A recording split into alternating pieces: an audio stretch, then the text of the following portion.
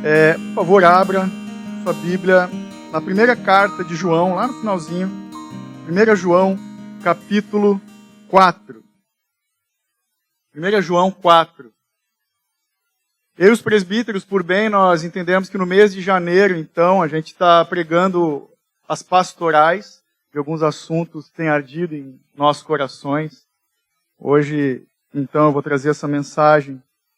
Ela tem duas partes. Ela começa com o evangelista João fazendo uma advertência contra os falsos profetas. E depois ele nos traz a verdade que acalenta os nossos corações. Mas lá no último dia do mês, né, Léo? Dia 30, nós vamos iniciar a nova série das mensagens. A gente vai começar a expor o livro de Atos dos Apóstolos. 1 João, então, capítulo 4, você lê comigo, do 1 até o 7. Diz assim a bendita palavra de Deus. Amados, não acrediteis em qualquer espírito, mas avaliai se os espíritos vêm de Deus, porque muitos falsos profetas têm saído pelo mundo. Assim conheceis o Espírito de Deus. Todo espírito que confessa que Jesus veio em corpo é de Deus. E todo espírito que não confessa Jesus não é de Deus, mas é o espírito do anticristo, a respeito do qual tendes ouvido que havia de vir, e agora já está no mundo. Filhinhos, vós sois de Deus, e já tendes vencido os falsos profetas. Pois aquele que está em vós é maior do que aquele que está no mundo. Eles são do mundo, por isso falam como quem é do mundo, e o mundo os ouve. Nós somos de Deus. Quem conhece a Deus nos ouve. Quem não é de Deus não nos ouve. É assim que conhecemos o Espírito da verdade e o Espírito do erro. Até o 6, na verdade. Por favor, você pode orar comigo mais uma vez. Senhor, diante do que foi lido e daquilo que vamos ouvir aqui da parte do Senhor, da Tua palavra, nós te pedimos, sê por nós, e vem tratar os nossos corações, abrir o nosso entendimento para a verdade eterna, Pai, e tratar as coisas que o Senhor, por meio do Espírito Santo, tem para tratar com cada um de nós.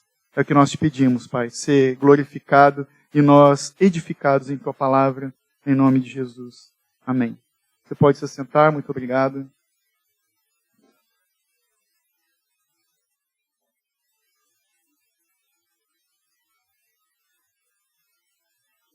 Na época que João escreveu essa carta, eram os dias da igreja primitiva, e estava tudo meio confuso naquele momento.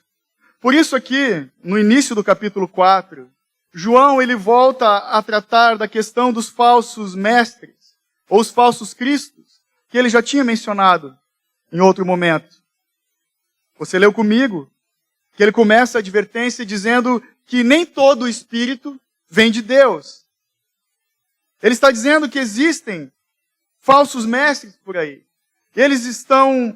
Então por isso, eles estão a pregar um falso evangelho, e por isso nós temos que testar os espíritos. Essa era a realidade daquela época, do primeiro século, da igreja primitiva. E logo depois, uns 50 anos mais ou menos depois, ou um pouquinho mais, esses erros, esse falso evangelho que eles pregavam, essas falsas verdades, ou no bom português, essas mentiras, deram origem a um falso, um pseudo-cristianismo, que ganhou o nome de gnosticismo. João, então, ele combateu isso com a verdade, esclarecendo simplesmente, deixando bem claro que Jesus é Deus encarnado. Jesus é o Criador e não um ser criado. Ele é o Rei autoexistente do universo, coigual ao Pai e ao Espírito. E qualquer um, ele diz, que fala o contrário dessa verdade é um falso mestre. Para a gente entender um pouco desse gnosticismo, ou dos gnósticos, talvez você já tenha ouvido falar, eles acreditavam que Cristo se corporificou na forma de Jesus para poder ensinar o homem a alcançar a gnose. Gnose significa conhecimento, pela qual esse conhecimento trazido ao homem faria com que o homem retornasse para a casa de Deus. Outros gnósticos negavam que qualquer um dos seres divinos se fez carne. Em vez disso, eles falavam que Jesus foi apenas um humano que alcançou iluminação e estava ensinando outros a fazer a mesma coisa. Eles ainda ensinavam, essa ramificação dos gnósticos, que Jesus era um falso Messias que veio para perverter os ensinamentos de João Batista. Veja, dentro do cristianismo, naquela época, diversas ramificações heréticas. Eles falavam na tradição gnóstica de que a serpente lá no Éden, na árvore, ela estava tentando dar para Adão e Eva o conhecimento para ajudar que as suas almas escapassem dos corpos onde eles foram presos pelo Senhor. Olha que bagunça. Graças a Deus que hoje nós entendemos que todos esses ensinos são completamente opostos, avessos, contrários ao bendito Evangelho de Cristo Jesus. Só que, infelizmente, esses causos que João lidou nos seus dias não são muito diferentes do que a gente tem visto por aí nos dias de hoje. Ainda hoje, existem todos os tipos de pontos de vista pseudo-teológicos, atraindo pessoas para falsas doutrinas centradas no homem e não em Cristo Jesus. Ainda hoje, falsos mestres continuam com seus ensinamentos gnósticos, enfatizando o muito conhecimento, dizendo que Jesus é um ser criado. Outros ainda hoje ensinam que o Espírito Santo é simplesmente uma emanação de Deus, algo místico, e não um ser divino, como ele realmente é. Nós temos visto nos nossos dias muitos grupos de pessoas, como os judaizantes, incentivando cerimônias do Antigo Testamento, incentivando que os rebanhos, as pessoas, os fiéis, comprem objetos e adorem objetos da antiga Israel. Coisa sem nexo. Se você já foi lá em São Paulo, na rua que se chama Conde de Sarzedas, alguns chamam da Rua do Pecado, você vai encontrar lá vários desses objetos. Arca da Aliança, tamanho natural, tamanho médio, tamanho pocket, para todos os gostos. Mezuzá e coisas do tipo, óleo ungido. Mas pior que tudo isso, nos nossos dias, o que não tinha na época de João, são os pastores coaching, da teologia da prosperidade, da confissão positiva. Eles são os malditos comerciantes da fé, de um evangelho triunfalista e mentiroso. Nós temos que estar atentos. Eu vou citar nomes aqui. Esteja atento. Fuja. Pablo Marçal, falso mestre. David Leonardo, falso mestre. Vitor Azevedo, falso mestre. Joyce Meyer, herege, falso mestre. Temos que atentar. Não perca o seu tempo ouvindo o lixo que esses falsos mestres, esses mercadores da fé, têm propagado. Hoje no Brasil, nós temos vivido uma realidade que há muito tempo nós compramos nos Estados Unidos. E se nós continuarmos dando ouvidos para esses endemoniados, nós vamos virar uma nação fria na fé. Apática, como é os Estados Unidos. E pior, talvez cheguemos a ser como a Europa, onde o evangelho está morto. Cuidado com os falsos mestres. Eu podia ficar a noite toda citando nomes, tem vários. Deus tem misericórdia daqueles que têm sido enganados por eles. Só que, meus irmãos, o problema da humanidade, o problema de toda a humanidade, não são os falsos mestres, muito menos as falsas doutrinas. A raiz do problema da humanidade é que eu e você nascemos num mundo rebelde e participamos ativamente dessa rebelião contra Deus. Essa é a verdade. E o nosso maior problema é que muitos de nós pensamos que podemos viver sem um Criador. O nosso problema é que Deus é luz e nós somos trevas. Que Deus é amor dadivoso e nós somos egoístas e gananciosos. Por isso muitos têm comprado esse falso evangelho que promete riquezas nessa vida. Não se esqueça que quem prometeu riquezas e prazeres nessa vida, segundo o evangelho, é o próprio diabo. A solução desse problema não é nenhum conhecimento misterioso, mas é o perdão e a purificação que Jesus nos concede quando nós vamos até Ele e confessamos os nossos pecados. A solução do nosso problema é o grande amor de Jesus por nós. O amor que Ele tem por nós pecadores e a vontade que Ele tem que nós voltemos a ter comunhão com Ele. Essa é a solução. Então, conhecer a verdade é conhecer a Jesus. João, ele começa advertindo essa igreja, a cada um de nós, falando da importância de conhecermos a verdade. Conhecer a verdade é conhecer a Jesus. Não de um jeito místico, mas numa comunhão íntima, num relacionamento permanente. Esse é o objetivo da carta, a primeira carta de João. É isso que ele está ensinando aqui. Não apenas conhecer a Jesus é suficiente, mas é necessário nós sabermos que somente nele nós temos a salvação, temos a promessa da eternidade com Deus. E João deixa bem claro isso no outro capítulo 5, verso 13, quando ele fala: eu lhes escrevi essas coisas a vocês que creem no nome do Filho de Deus, para que vocês saibam que têm a vida eterna. Se nós cremos em Cristo Jesus como Deus encarnado, nós temos a vida eterna. Se essa verdade do Evangelho é suficiente, nós não vamos ser enganados. Se nós prosseguimos em conhecê-lo, nos deleitamos nessa bendita verdade do Deus que se revelou e perdoou os nossos pecados, se isso é o que tem agradado e alegrado os nossos corações, nós não vamos ser enganados. Sabe que cada alternativa do Evangelho é uma tentativa de salvação por merecimento. Esses falsos evangelhos de méritos, faça isso, não faça aquilo, não é o bendito evangelho da cruz de Cristo, irmãos. Às vezes a gente se esquece de que a revelação de Deus, por meio dos profetas e confirmada pelos apóstolos, é a única fonte de verdade e doutrina. Então João, ele começa lembrando verdade de doutrina para esses irmãos e para cada um de nós. Às vezes a gente se esquece de que o verdadeiro evangelho, ele está firmado em promessas melhores do que as obras de qualquer homem. O evangelho verdadeiro é fundamentado no amor. Não no meu amor ou no teu amor. O evangelho é fundamentado no amor de Deus. Então, João, ele quer que nós tenhamos essa confiança, plena convicção de sabermos quem é Deus. Jesus é Deus. Por quê? Porque conhecer a Deus nos leva a conhecer o verdadeiro amor. E o amor, indiscutivelmente, é o principal tema de toda a Bíblia. Amor. Mas seria importante nós, já nesse começo, nos perguntarmos, antes da gente ler o resto, o que é o amor? Você já se pegou pensando, mas segundo a palavra de Deus, o que é o amor? Porque aí fora é muita confusão. Né? Ainda mais nos dias que nós estamos vivendo. Não vamos falar de questões políticas aqui,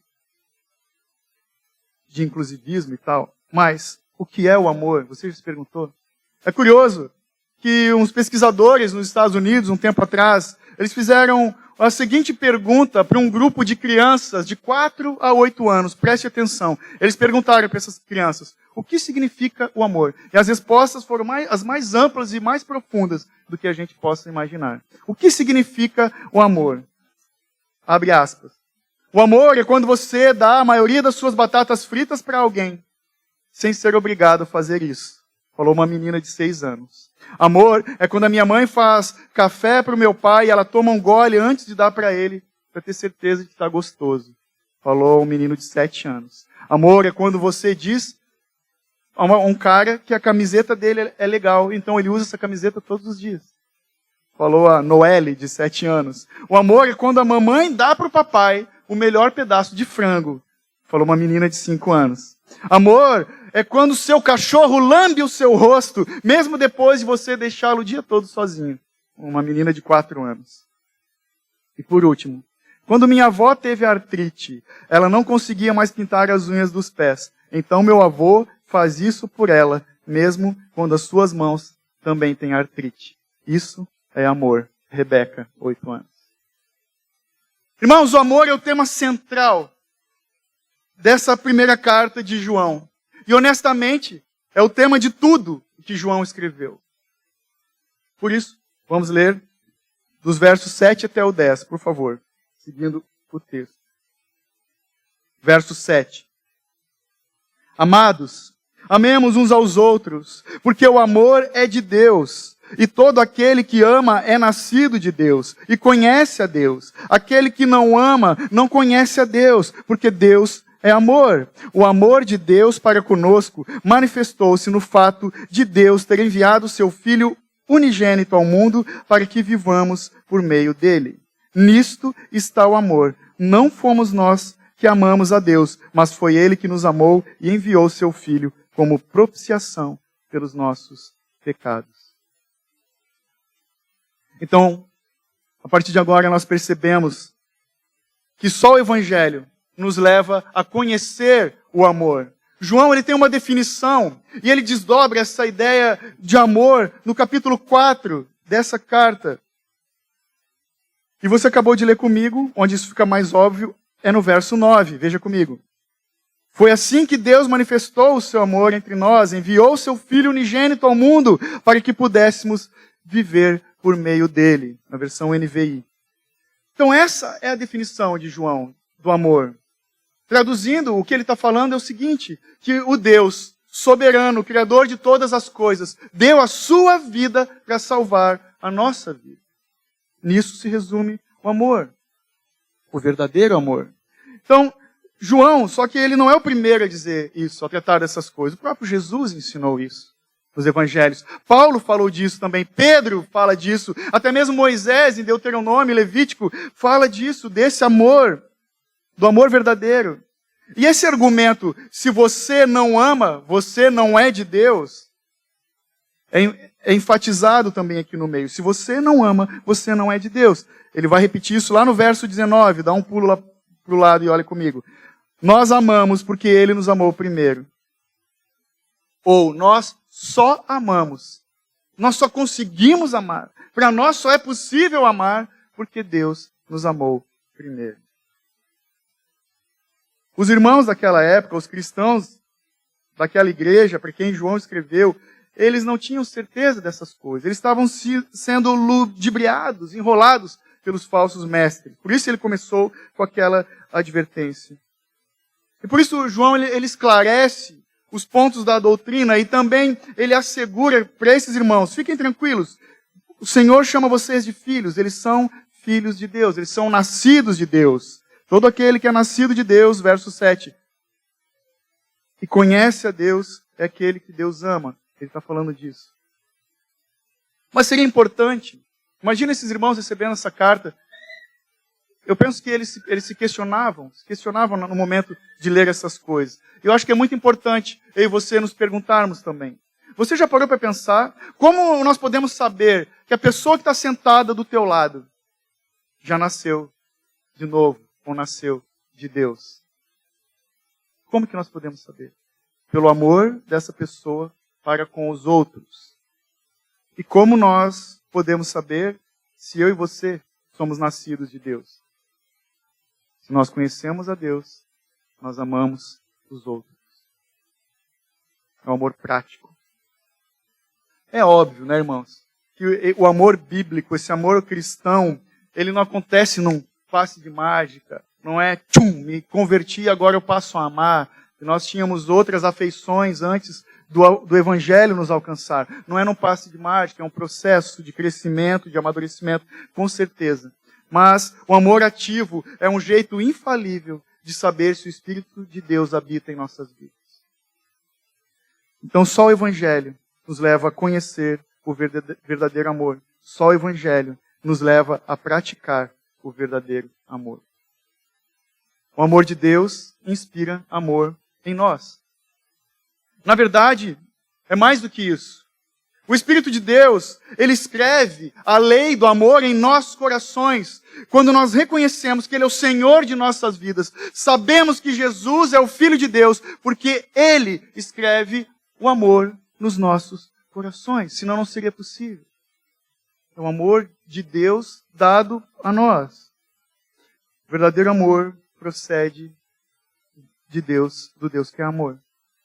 Então, se alguém aqui, se você não tem amor por seus irmãos e irmãs em Cristo, pode ter certeza que há algum aspecto da sua vida que você ainda não entregou a Deus. Você não rendeu aos pés de Cristo.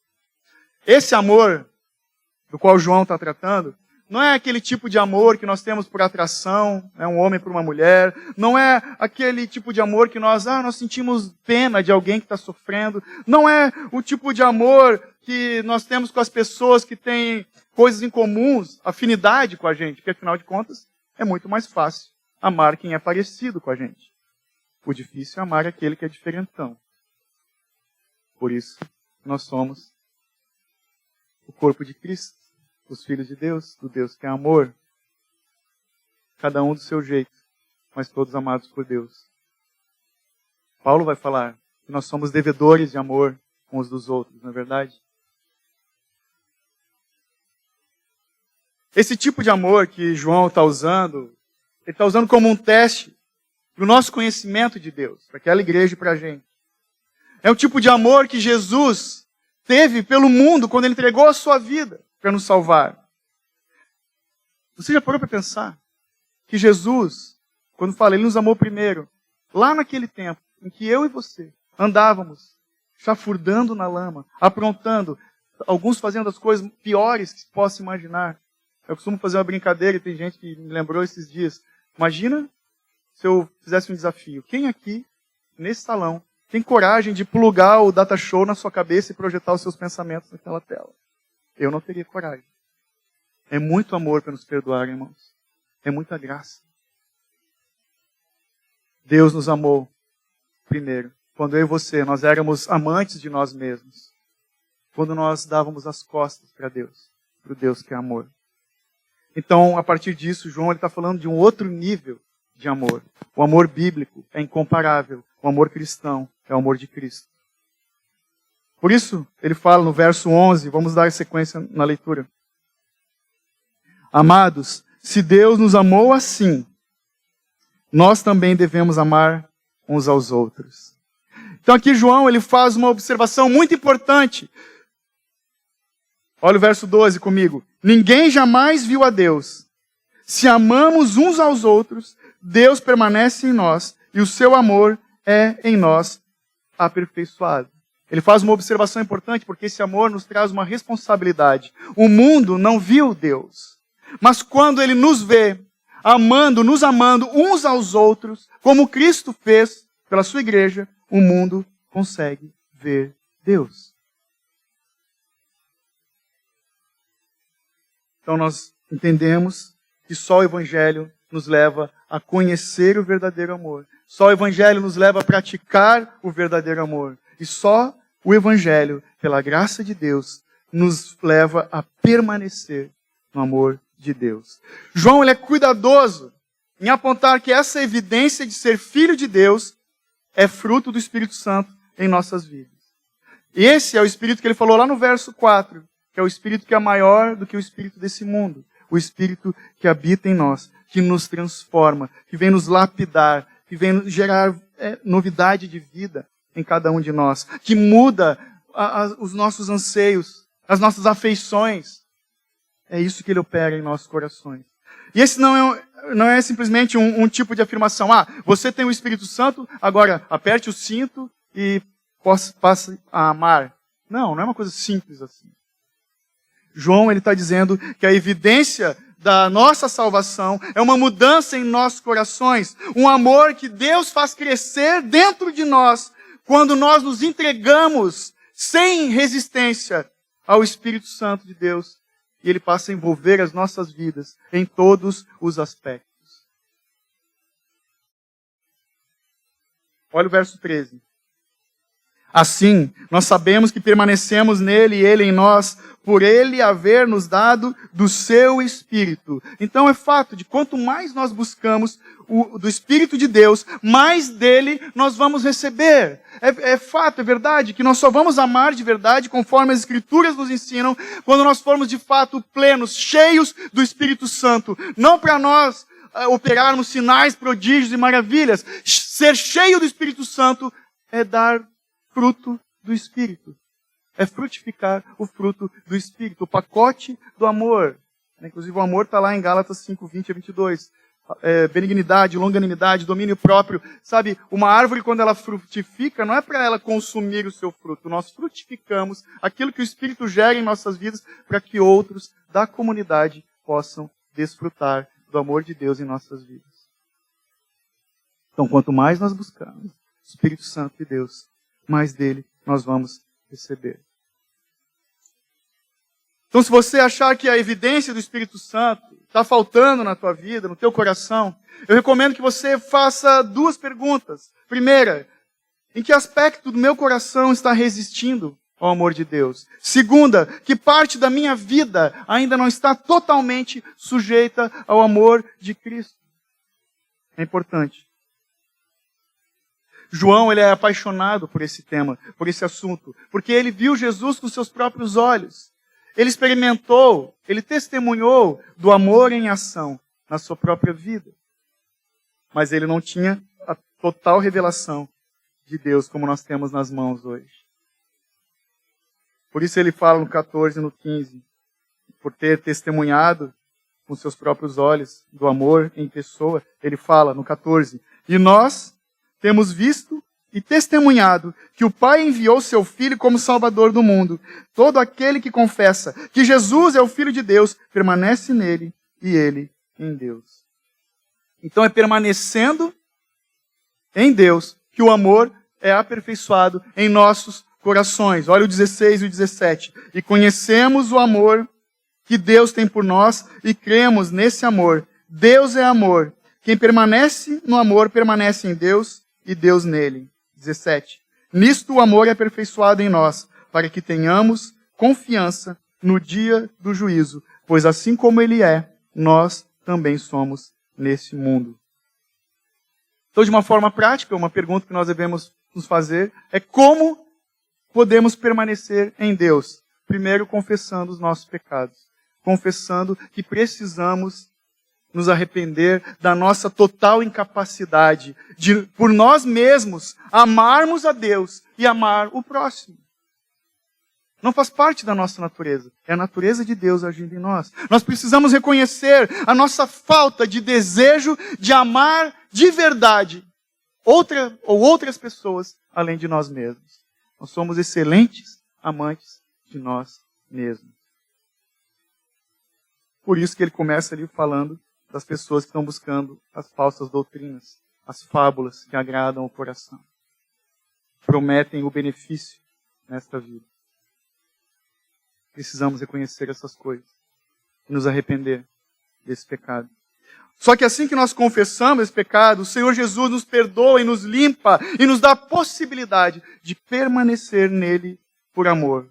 E porque ele nos faz perseverar no amor, nós podemos caminhar confiantes nessa vida e além até o dia do juízo. Ele fala ali, para que tenhamos, por que ele faz isso? O amor é aperfeiçoado, no 17, para que tenhamos confiança no dia do juízo. Essa é a grande diferença do que os falsos mestres diziam e dizem, diferente do que João está trazendo aqui.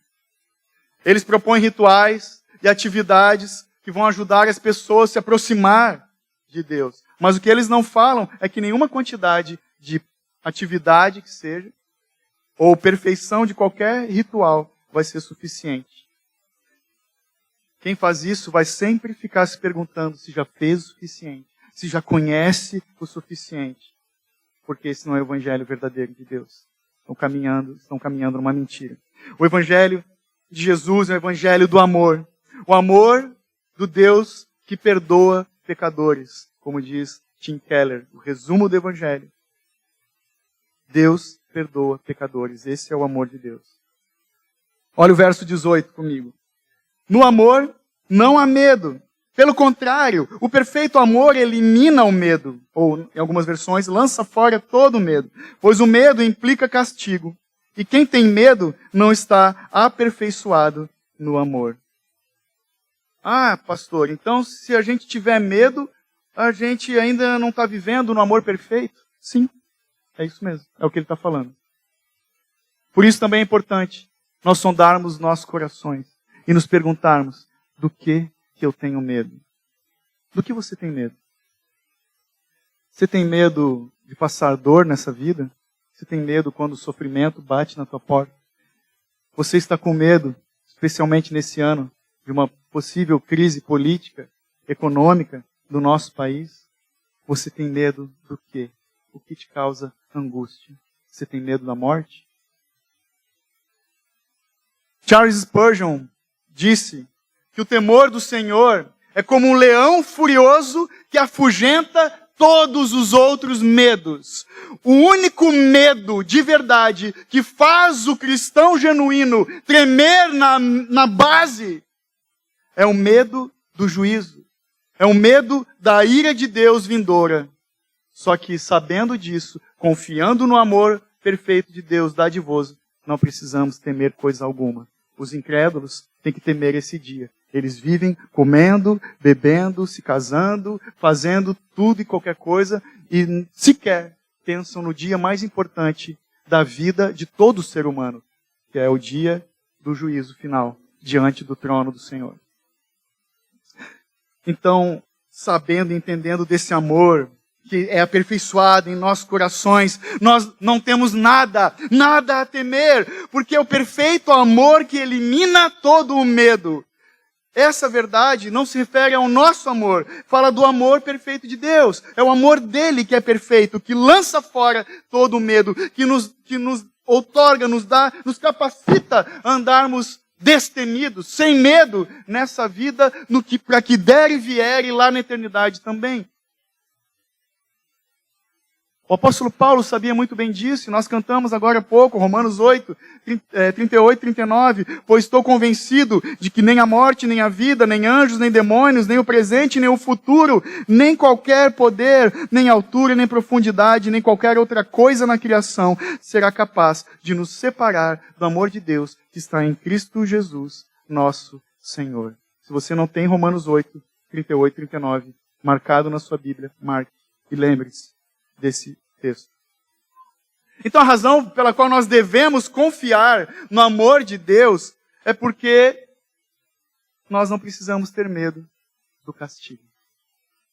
Não precisamos, se confiamos no amor de Deus, não precisamos temer o castigo, porque o juiz das nossas vidas é aquele que deu a vida por nós. E fazendo isso, Jesus é o pastor que se tornou em ovelha. Já parou para pensar nisso? Jesus é o pastor que se tornou em ovelha. Uma ilustração prática desse ponto aqui, eu me recordei de um livro que chama Nada Me Faltará, o Salmo 23, à luz das experiências de um pastor, de Philip Keller. Não é o Timothy Keller, é o Philip Keller, editora Betânia. Me chamou a atenção uma breve reflexão que ele fala do Salmo 23, para você que não lembra, o Senhor é meu pastor, de nada terei falta. Em verdes pastagens me fez repousar e me conduz a águas tranquilas. Restaura-me o vigor, guia-me nas veredas da justiça por amor do seu nome. Mesmo quando eu andar por um vale de trevas e morte, não temerei perigo algum, pois tu estás comigo, a tua vara e o teu cajado me protegem. O autor ele se concentra desse salmo nas ovelhas deitadas em pastos verdejantes. E ele diz que isso só acontece lá nesse livro, as ovelhas só vão deitar quando as circunstâncias forem as adequadas, as certas para que isso aconteça. Por quê? Se a ovelha tem medo de um predador, ela não se deita. Se as ovelhas estão sendo oprimidas por insetos, elas não vão se deitar. Se as ovelhas têm uma disputa entre elas com outra ovelha, elas não se deitam. Se elas estão com fome, elas não vão se deitar.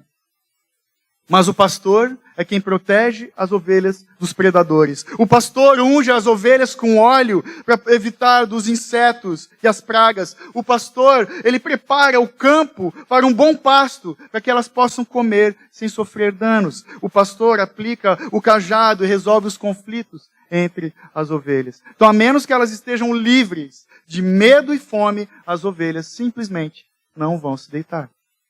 A questão é que as ovelhas não podem fazer nada sobre qualquer um desses problemas. Se elas não tiverem ajuda, elas podem morrer de fome ou comer uma erva daninha.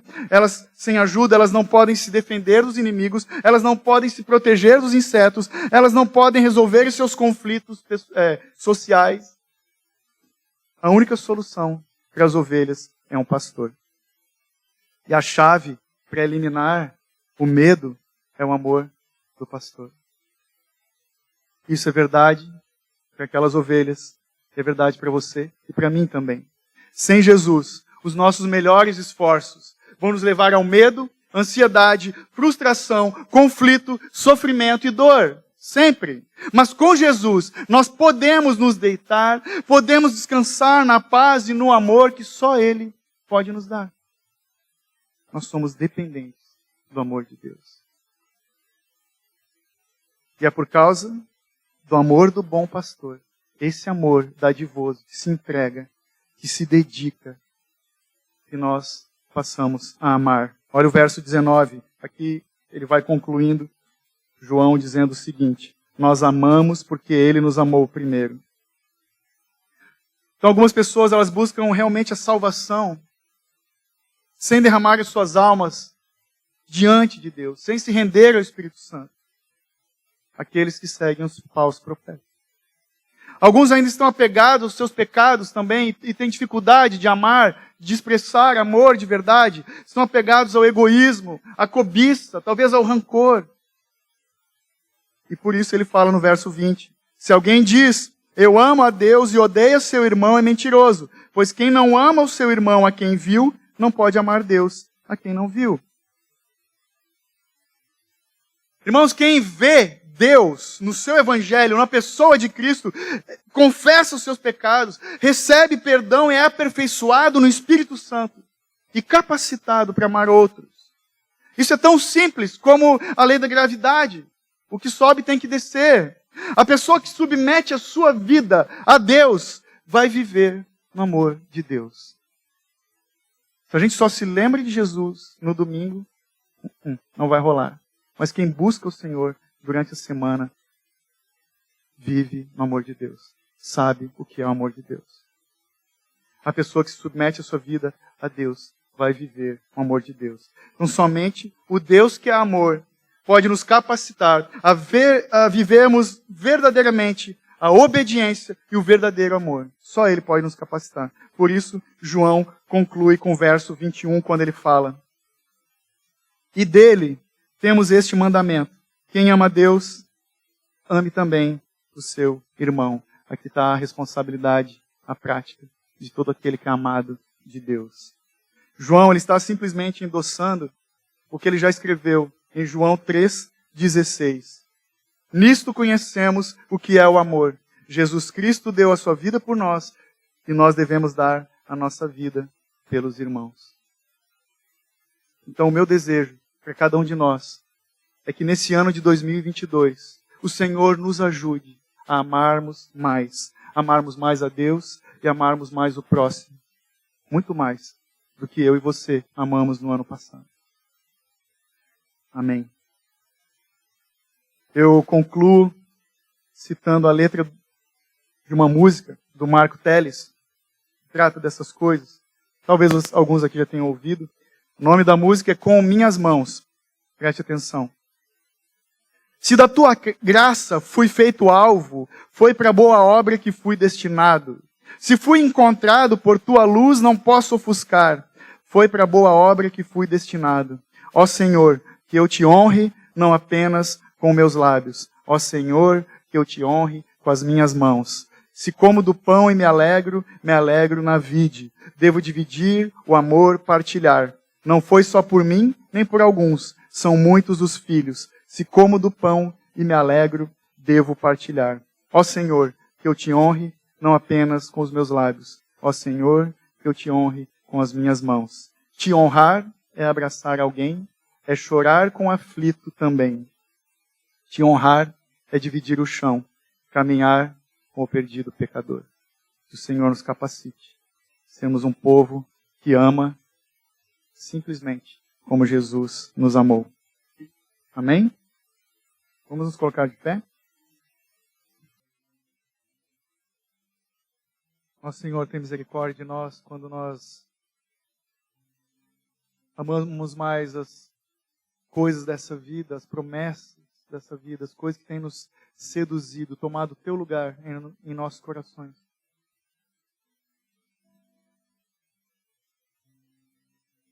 Perdoa-nos, Senhor, quando nós nos esquecemos que somos devedores de amor uns aos outros, ó Pai. Perdoa-nos quando nos falta o fruto do Espírito, quando nós não temos paciência, quando nós somos rápidos em julgar os outros, ó Pai. Tem misericórdia das nossas vidas, Pai. Perdoa-nos, Senhor, pelos prazeres que têm tomado lugar em nossos corações, o lugar que é devido somente a Ti. Pai, ajuda-nos a termos maior satisfação na cruz de Cristo do que em qualquer outra coisa, lugar e outra pessoa sequer, ó Pai. Ajuda-nos, Senhor, a nós nos lembrarmos do Teu sofrimento, a Tua dor, o alto preço que foi pago por cada um de nós.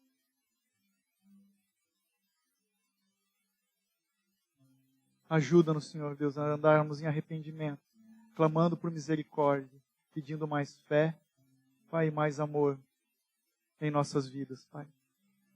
Ajuda-nos a nos lembrarmos, Pai, que no grande dia, onde muitos cairão em condenação, nós estaremos envolvidos nos Teus braços de amor, não por algo que tenhamos feito, mas pela Tua obra perfeita na cruz do Calvário, quando o Senhor nos amou primeiro, mesmo quando nós merecíamos o inferno.